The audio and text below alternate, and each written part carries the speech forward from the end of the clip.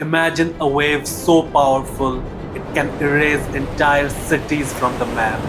A force that has haunted coastal civilizations for millennia. Hi, welcome to SomeFormation. On 26 December 2004, the world witnessed a disaster scarier than a nightmare. A 9.1 magnitude earthquake of Sumatra unleashed the deadliest tsunami in the recorded history. Within hours, 230,000 people over 14 countries were perished.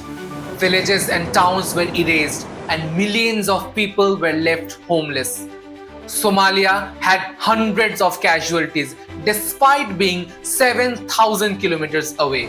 The world watched in horror as videos showed waves swallowing entire coastline with terrifying ease. The disaster exposed critical flaws in early warning systems. This initiated the creation of Indian Ocean Tsunami Warning System.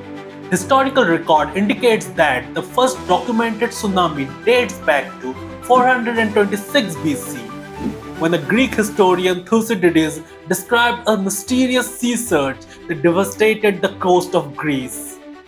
In the year 1700, Cascadia earthquake sent a tsunami crashing into Japan. Yet no one at the time knew the connection between distant earthquake and deadly waves.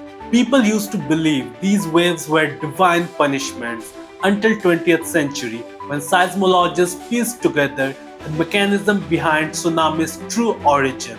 The Japanese word tsunami is a combination of two words, "su" meaning harbor or port and "nami" means wave. But the question is, what transferred a peaceful ocean into a wave of death?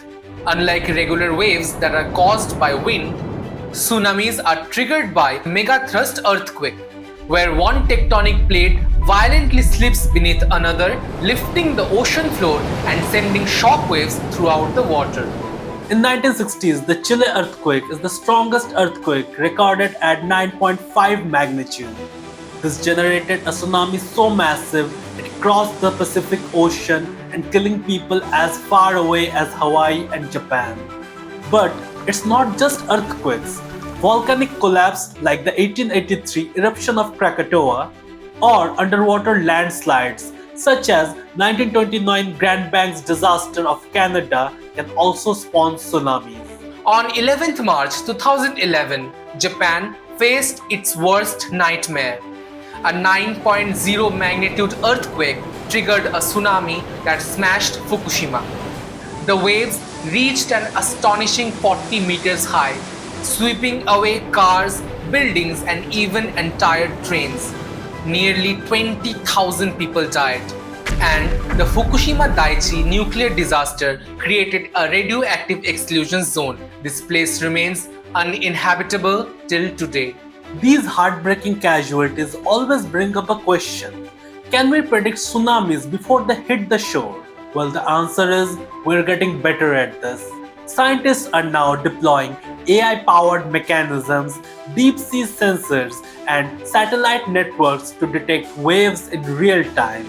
DART, or Deep Ocean Assessment and Reporting of Tsunami Systems, are buoys that float in the Pacific Ocean. It sends instant alert when it detects slightest pressure change in the water. Japan has built massive seawalls, some as high as 40 feet.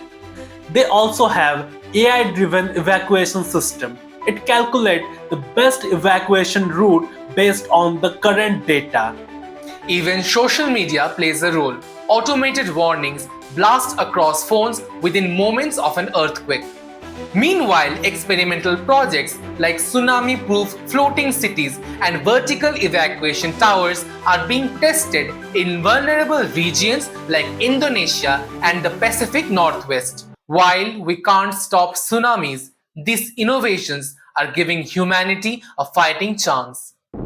If you enjoyed this video, please like, leave a comment and share it with your friends. And don't forget to subscribe to this channel.